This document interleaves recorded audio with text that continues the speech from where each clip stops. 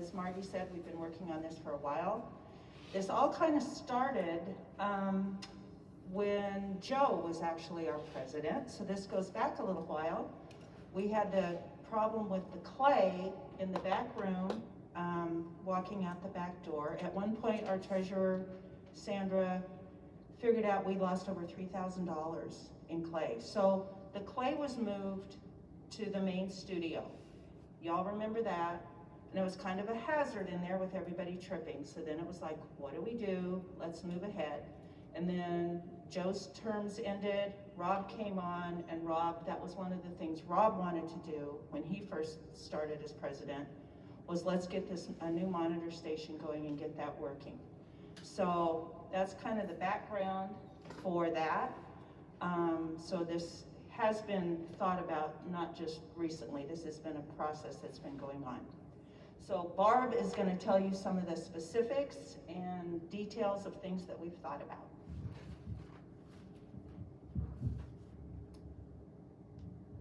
Thanks, Deb. It has been a pleasure working with Lee and Debbie through this. My history on this project goes all the way back when Joe was president, and I wasn't even on the board, even in an assistant capacity, I offered to help with the technology piece as far as computers and appropriate programming and all that kind of stuff. And we realized at that point that the situation up there with plugins and all that kind of stuff was not going to support the technology needs moving forward. Right now, we actually have a safety issue going on up there. If you look under the desk, we've been told by Tim and his team, we were told by Tim and his team that it's a fire hazard because there's not enough outlets, and so you've got this thing split on different types of cables and all that. And then I got involved under Rob. I came on the board as an assistant treasurer, and because of my background in construction and things in my past life, I got on the committee with Deb and Lee. That's when I met Lee, Mary Ann, Rob, and myself. And actually, the first day we met with some preliminary drawings with Lee was the day my husband called and said, they're closing everything down. Remember that? They're closing everything down for COVID.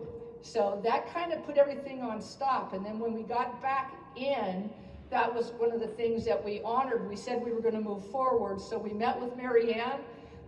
We met numerous times as a team as far as what needed to go there to meet the needs of the club after talking to committee members and Mary Ann as far as clay storage, what size and all that. My involvement in this project was somewhat because of my involvement on a rec center property committee. I sit on that committee with Nancy, and so I've learned how to navigate that process, because even though that is our clubhouse, that belongs to the rec center. So if in fact the rec center mentality has changed and morphed over the years as far as what responsibility a club has in paying for a remodel, an upgrade, an expansion, any of that kind of stuff. And it's getting harder and harder and harder to do. And it is a lengthy process. Technically, I will correct you briefly, Margie, the cutoff date is November 1. That means that your paperwork, if in fact you want, and Nancy's nodding her head, if in fact you want the rec center to help pay for this, you will have had to have your paperwork. I would put it in around July and let it go through all the committees, because first it has to go to the club committee and they have to sign off on it. Then it comes to the property committee, and then it comes to the finance committee, and if everybody signs off on it, it goes to the board. Now I can tell you, I was in a property committee yesterday, and not all of these get approved. And some of these get bounced back to clubs and say, you know what, you have so much money, we think you can pay for that. So it's all based on how you frame this. If this club wants the rec center to pay for a portion of it, you have to look at needs versus wants. And most of the time when these come to the rec center, they are based on needs, or based on wants versus needs. And so here's what we addressed when we were putting this together. We addressed a technology upgrade, which has been done. You have 2 computers up there, really good equipment up there now, safety upgrade and ADA together. safety upgraded because when they moved all the clay to the front, people were tripping on it, so we had to figure out how to get it backwards. Marianne Coates was very, very involved in the design of those carts and how much space and how much clay historically we buy. And then the final one was the storage aspect. How are we going to store the clay, have everything that this club sells in the same location? So when you move forward, if you move forward, we know as a board, when I was a board president, we know we listed our needs and our wants. And you as a board may have a different list, but our first was safety. Our second one was security, because we know that, and the rec center's been telling the club for years that that back gate is a security issue. There was no control over who could come in and out of that back gate, and it left the club and club members very, very vulnerable. And as Deb said, we lost clay out the back door. Handicap accessibility. We have people in the club that would be more than willing to monitor and can't because they can't get back there. If you've been in there, there's a really tight, crowded space. So if somebody in the club is on a walker or something like that, it's difficult for them to maneuver around back there. And then function. What is the function of the monitor desk?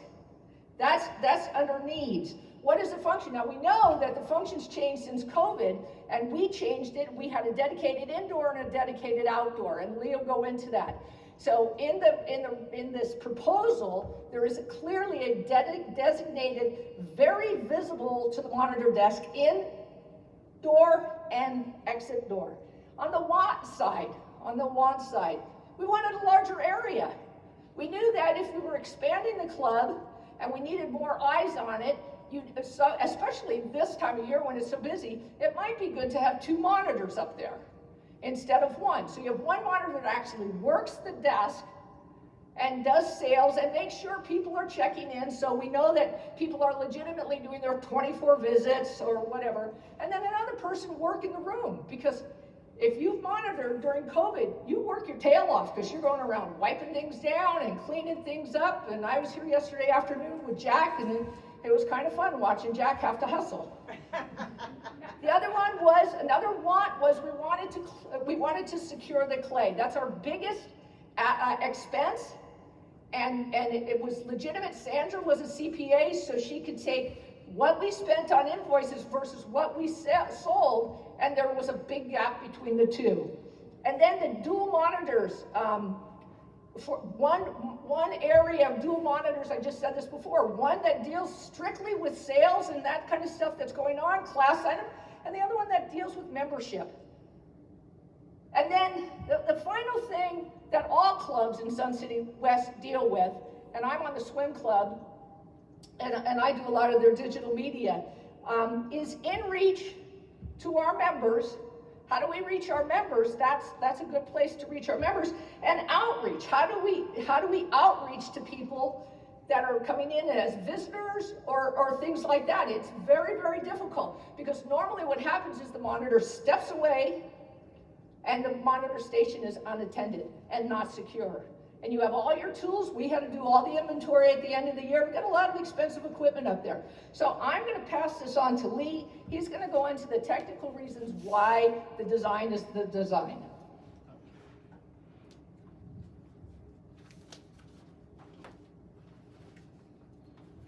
Okay, Barbara, thank you.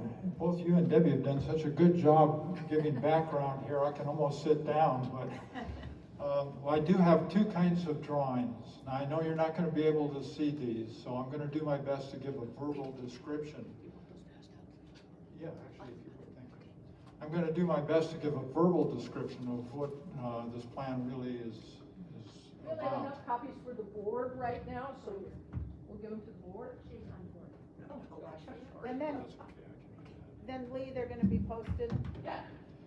Yes, we've got 2 kinds of drawings, as I mentioned. I've got a packet there that's being handed out to the board members right now. That includes 6 pages. It's a little more detailed. Those were drawings that basically we did so that we could talk to the rec center, and we have had a meeting with them where we talked about what we'd like to do, our proposal. and then ask for feedback from them about what we can do in that proposal versus what we can't do. And we also hope to be able to get into, give them enough information where we could get some feedback from the rec center in terms of how much this would cost, so we could bring that information to the board and you as members. The second type of drawings that we have really is this poster, and it shows a simplified picture of two things. Up on the top is a perspective sketch that really shows how this might look and has some notes about what the various elements are. Down on the bottom is a floor plan, and that's simplified compared to the smaller drawings. But primarily, for those of you that just want to get a general idea of what this monitor's station is about, you can look at that poster and get most of the information you need. If you want more, we'll have a copy of the smaller drawings in the same location, so you can look through that to get more information if you want to, such as dimensions and that type of thing. Okay, basically, as far as the plan goes, and I'll try and describe this verbally. We studied, and I'll say maybe one more thing before I do that. We studied about 8 different versions of the plan of remodeling this monitor station. We looked at some options for room number 1 where the hand building is. We looked at some options keeping it where it is, and we even discussed breaking it up into parts and maybe having some parts in the Dickley studio. And we arrived at this solution because we felt it best served the needs and the wants, that Barb has mentioned. But we're open for suggestions, always. And there are a lot of things that are still remaining unresolved, just because we need further information from the rec center or some decisions made by the club. So basically, as far as what the rec center, what we're doing with the monitor station, is we're keeping it in the same room that it is currently, in that middle room, but we're expanding it. So we're taking it from about 8.5 feet, which is the length of our current monitor station. We're extending that out to over 21 feet, which puts it in the same location that the previous lockers were. So we're not going any further than those along that back wall.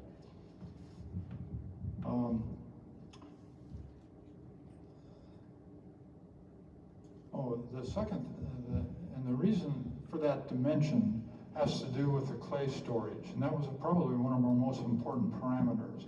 Mary Ann, as Barbara mentioned, was very helpful with that. We have 6 types of clay. We have 600 pounds of each type of clay.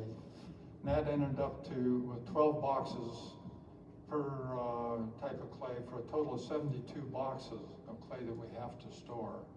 And so that counter allows us to store the clay underneath that, and that's established our length of this over 21 feet.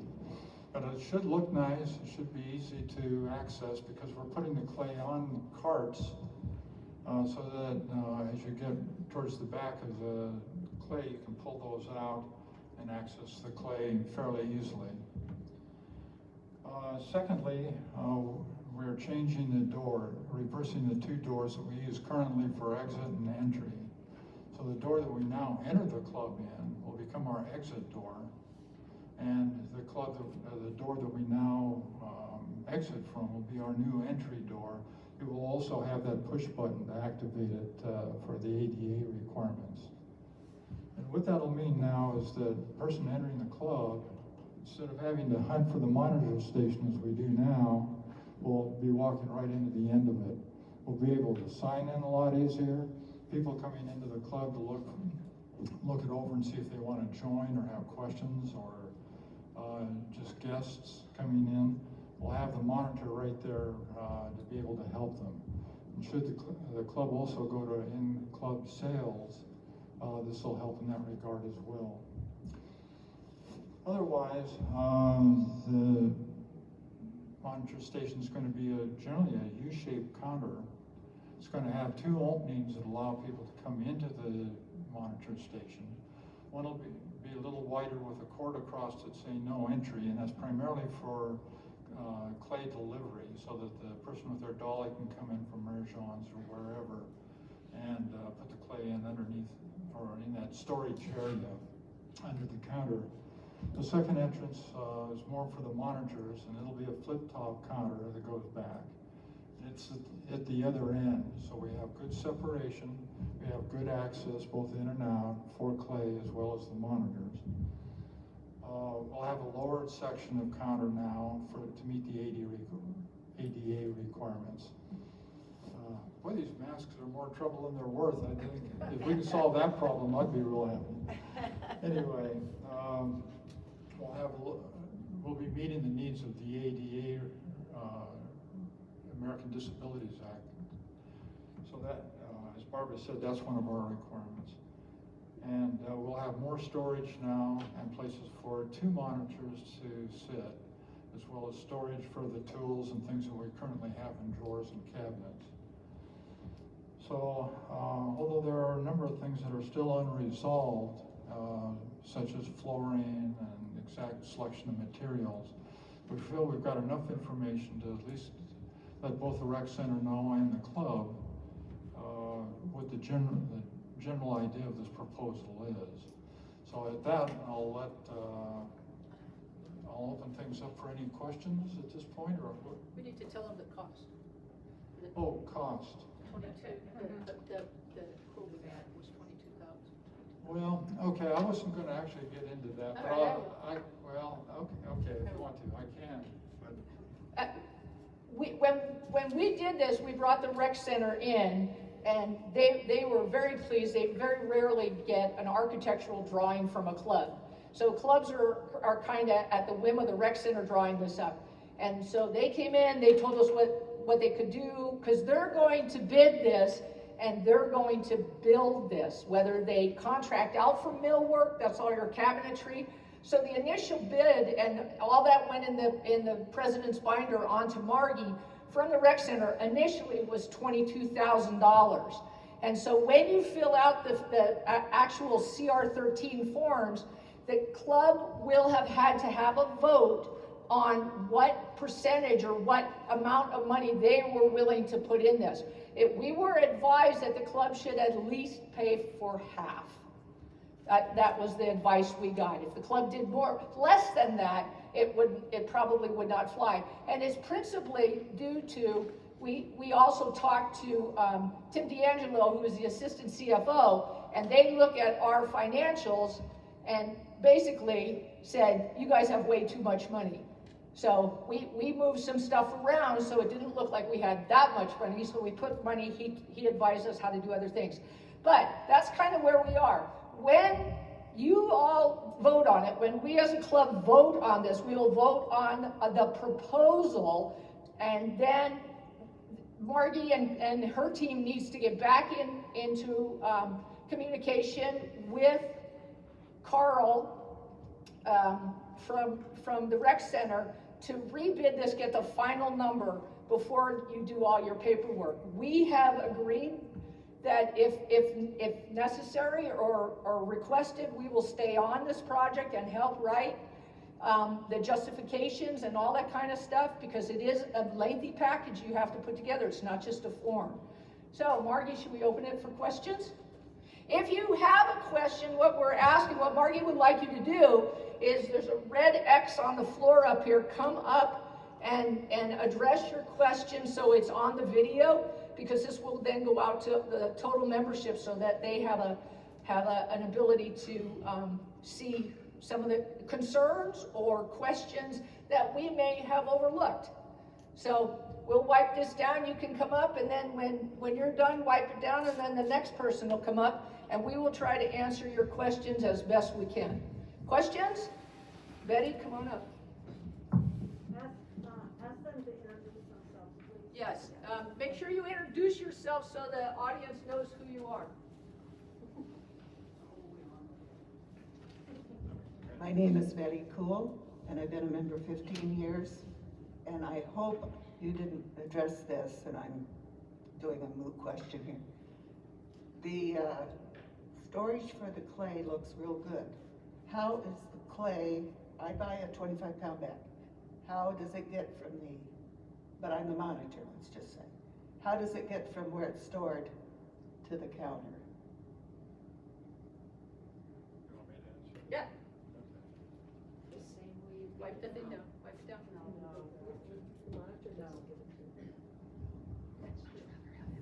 Oh, good question.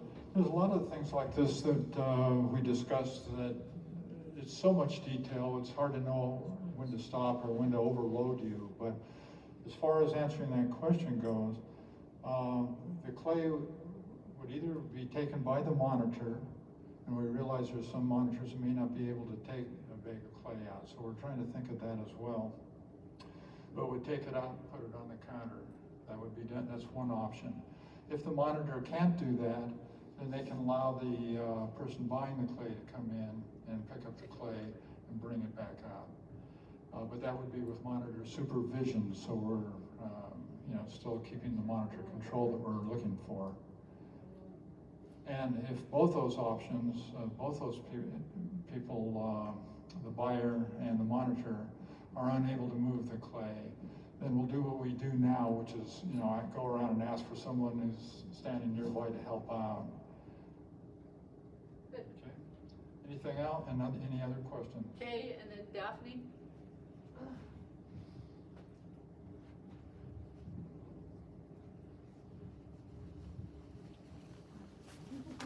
You look like a clay lady.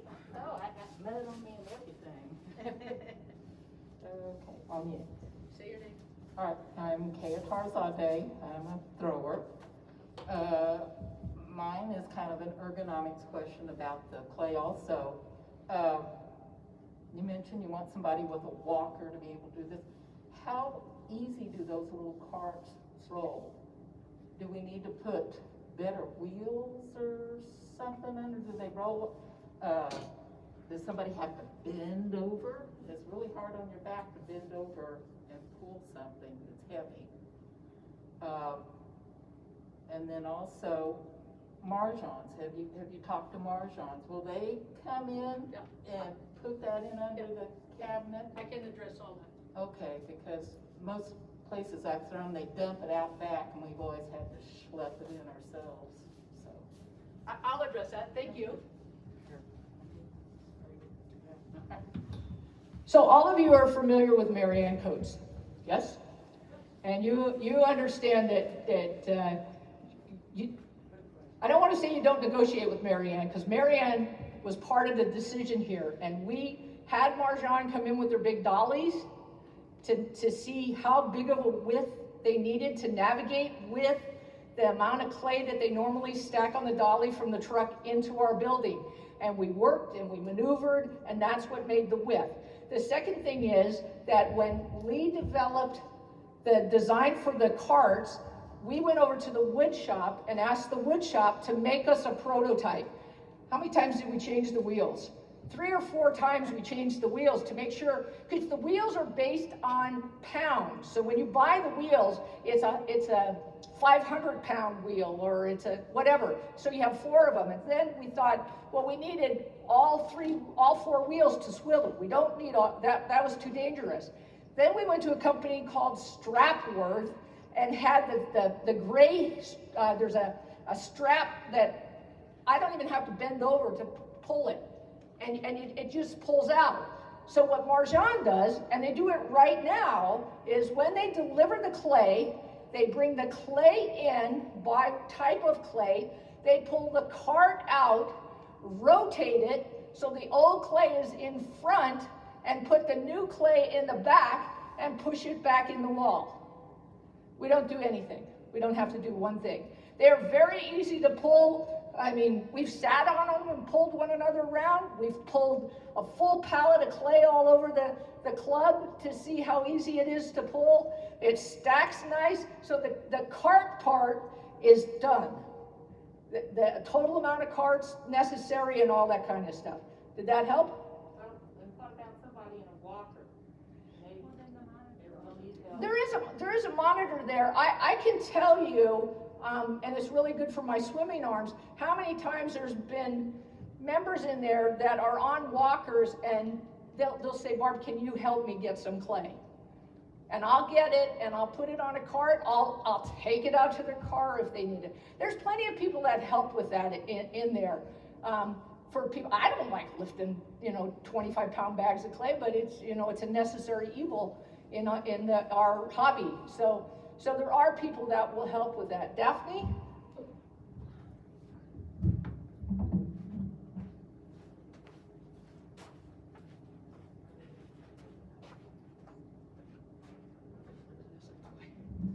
Hi, I'm Daphne Smith. My question is, we have enough problems trying to get one monitor throughout the year. So my question is, do you have a plan for getting 2 monitors at a station? Is there going to be some incentive to do that? Or, I'm just curious. Probably in the summertime, you're not going to need 2 monitors. You can probably get away with 1, but I'm curious as to how you're going to be able to get enough people to have 2 monitors there.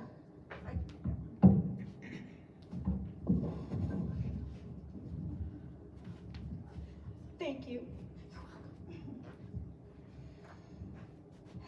The monitors.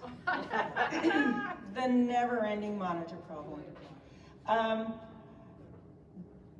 don't know that that's a necessary thing that needs addressed. The whole problem, the whole issue, or the whole starting thing with this was, let's make a station so if we need to have 2 monitors, there's plenty of room for social distancing in there, plenty of room for the monitors to work around each other. I can tell you, when I ended the term in December as second vice president is in charge of monitoring, with the sign-up genius that Merle and Odette have spent way more hours than we can even know on, that has helped the monitoring immensely. There just aren't the monitoring problems that there used to be. So I think, Daphne, if we need a second monitor, I think there's enough people here that can fill it. Okay. I don't think that needs to be really a problem as far as the monitor station. The whole thing with the new monitor station is to make it user-friendly for the monitors, for safety, and also, as we've mentioned, we have a variety of tools that y'all know that are in those drawers. I don't know how much you guys know that are in the drawers if you've never sat and looked at them. So that was one thing we wanted to do, because we do have all these tools that save people a trip from ordering online or going to Marjan. We want, on the back wall where the cabinets are, is where we were hoping to display a lot of the tools that we have in the club. Did that kind of help? Yeah, I like the idea of somebody being able to sanitize, but I was just curious Yes. as to how we're gonna get 2 when we can hardly get 1. It's kind of, like I said, with the sign-up genius, it's really made a huge difference. But, Glad to hear. I think the other thing, like, there's a difference in what we need right now too, because the club isn't Right. open. I'm going to address that. And that's a good point. And that triggered when Deb was talking, is one of the things that we found out, and especially when you're a finance person like I am, is that and assigning monitors is a mathematical equation. How many hours is a club open? And you divide it, and it total for the whole year divided by 4 tells you exactly how many monitors you need. Now, last year, we were open 6 days a week, and we were open in the evenings, so it required a lot more monitors. Right now, our time is shorter. Now, one of the things that I've heard from returning residents is they're concerned that there's not enough monitor hours right now. So, an expanded desk allows you during your winter season to possibly have 2 monitors there, so that everybody that is needs to do monitor time gets a chance to do monitor time, and in the summer it goes back to 1. I don't know, I'm not on the board anymore. That's passed on to the new board as far as who's exempt, who's not exempt, and then you fill the rest in with monitors. But that's what allows it to do. It's very, very busy in the winter time, and it really helps sometimes to have 2 people there. So that was the whole premise of it. But it is a mathematical issue. Okay? Another question. Anybody? Oh, Carol. I gotta come up here. Stand on the red X. Your moment of fame. Thank you. You're so welcome.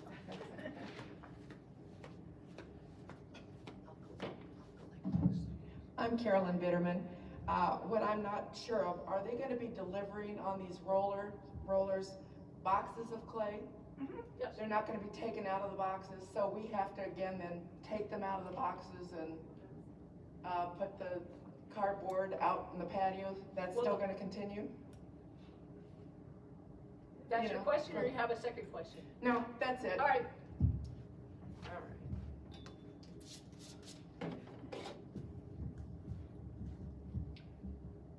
Okay, Marianne, correct me if I'm wrong, it's twofold. Marjan will not take the clay out of the boxes, that's our responsibility. Secondly, 2 summers ago, somebody took all the clay out of the boxes and stacked it, and it was a disaster. The box helps spread the weight out, keeps the clay from drying out, so it remains in the box. If the clay is behind the monitor desk, guess whose responsibility it is to break down the box? The monitor. The monitor. Okay? It's not that hard, really. Maybe you come up with a bin to put the cardboard in, and it gets taken outside because it gets dumped over in the corner. It's got to be easier to dump that than dump the mud buckets, huh, Jerry? Those are pretty messy. All right, Nance.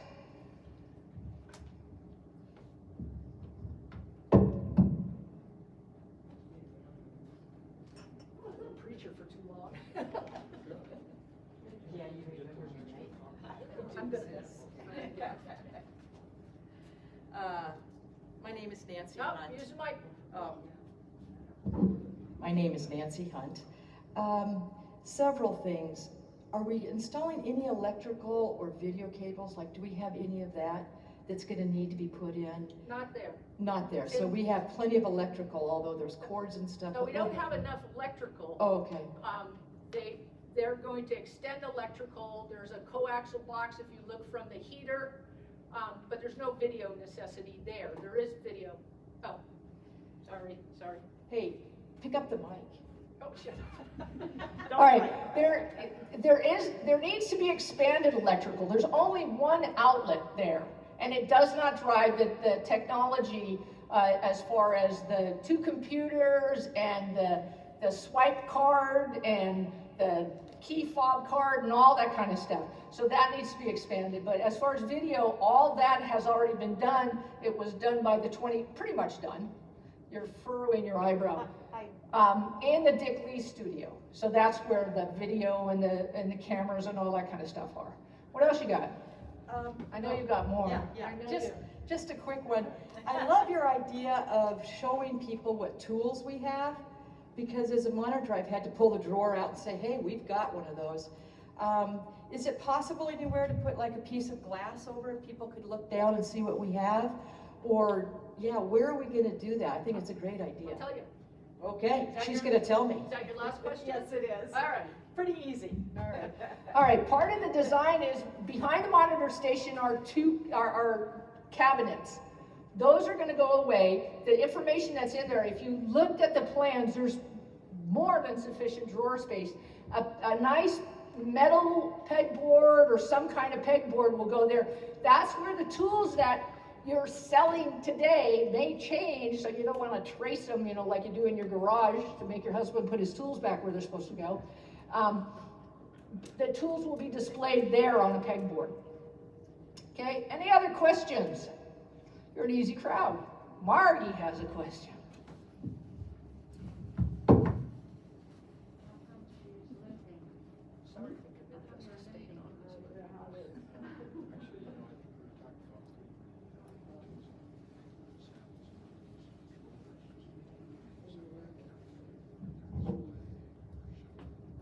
I don't think we have talked a little bit about the coffee table in the kitchen area. This has been a long time area for this club, and part of the reason we have clubs in Sun City West is the social activity. Would you like to address the kitchen table and whether we're gonna ever have that back, or, we think COVID will be over soon. I keep saying that. About a year ago, I said it would be over in July, so let's not go that way. But we do think that there are some aspects of this whole scenario that won't matter in a year. And this won't be done until 2022 anyway, so maybe some of those issues that you brought up, Daphne, won't be an issue. But let's talk about the table for a minute, coffee table. Okay. All right, well, that wasn't our idea to get rid of that. That is a rec center policy right now. There's still adequate room over there to put a table. Now, you see racks there right now. That was just to keep you from sneaking a table in there and keep you away from the sink and the microwave and all that kind of stuff. Part of Lee's design, once you get this monitor station done, was also a recommendation on how and would work with you had the layout of the racks a little bit different, so it allowed for a table. There was possibly consideration of putting a round table there instead of a rectangular table, but that is still part of, because we are a social club, a part of what we're doing. Okay? Did that answer your question? Yes, no? Well, I've been asked. Okay. Yeah, that's coming back, but right now you can't do it. What they're telling us to do is use the tables out on the patio if you want to socialize. Daphne? Promise this will be my last. It's all good. Questions are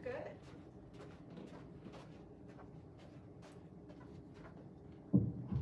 Daphne Smith again. As far as racks are concerned, is there going to be another way that those racks are going to be displayed in that room? I assume that this design is not going to take up any more space than we have as far as the drying racks and that kind of thing. So will there be more drying racks? Or we have them in the back, will there be more in the Dick Lee studio, or has the drying racks really been an issue? Or emptying the kiln racks? We did do collaboration somewhat with the kiln team. I am on a kiln team when we were drawing this. So there were some initial preliminary drawings as far as how we could put the racks in. We did move all the drying racks Deb had met with all the teachers, and one of the big things was the interruption of people going into the Dick Lee studio to put their stuff on the shelves, the drying racks in there, and the teachers were pretty loud about not wanting drying racks in the Dick Lee studio, so that the Dick Lee studio could be used without interruption to offer more services. We counted the racks, the racks that are all the way in the back now, where Clay used to be, the racks that are on the main floor, and there aren't any less racks. It's exactly the same number of racks if you count them. And if you were familiar with how many were there before, we didn't eliminate any racks. You know what we did? We rolled out the old rusty ones. And they're out on the patio. But we still have the same amount of racks. We put all the racks that had the best wheels on them for the kiln team, because nothing's scarier than rolling the racks in there and there's a little bit of a blip, and if something's a little tipsy on that rack, it's going to fall right off, and you feel really bad when you're on that kiln team, when something falls and crashes to the floor. The other racks are fairly static. We put them up against each other. Instead of one rack, you walked all the way around. There was no need to walk all the way around, so you doubled them. And we even brought some models in to test it out to see if they could get their cabooses in between the racks and not knock something off the shelf. So the setup now is kind of temporary until the new monitor station is built. It won't come out as far. It's not as far out as the original. It's a little bit less. No, actually it's a little bit more. It's a little bit more. 6 inches. It goes 6 inches more. But it does spread people out further, because all of us have experienced that congestion right there. If somebody's trying to do something with the monitor desk, somebody's trying to measure their stuff to put on a rack, somebody's trying to pick their stuff up off that display table. It's just purely a matter of moving things around. Okay, more questions, Deb? Quick question for you guys. Would it be helpful for you guys visually, because we're all visual people because we're artists, if we put some tape down on the floor in there and y'all could actually see physically where this is gonna be? Would- Okay, we will get that done and that'll give you a little bit of a visual to see where it physically will be. Any more questions for us? You guys are an easy group. Well, they should have been. Let's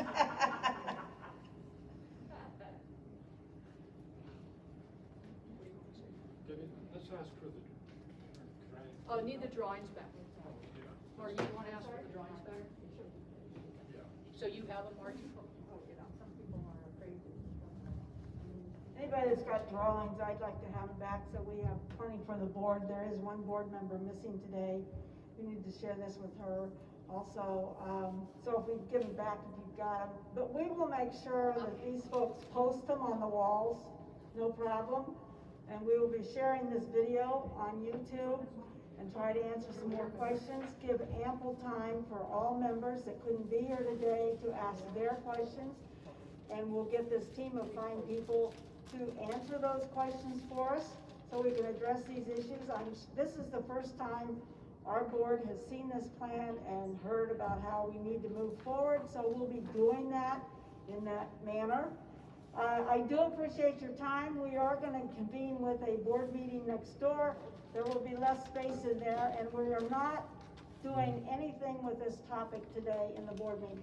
There's no discussion, there's no vote, there's no nothing, because we want more input from all of our members before we do move forward. Is there anything I do appreciate your time, and thank you for your concern for the Clay Club.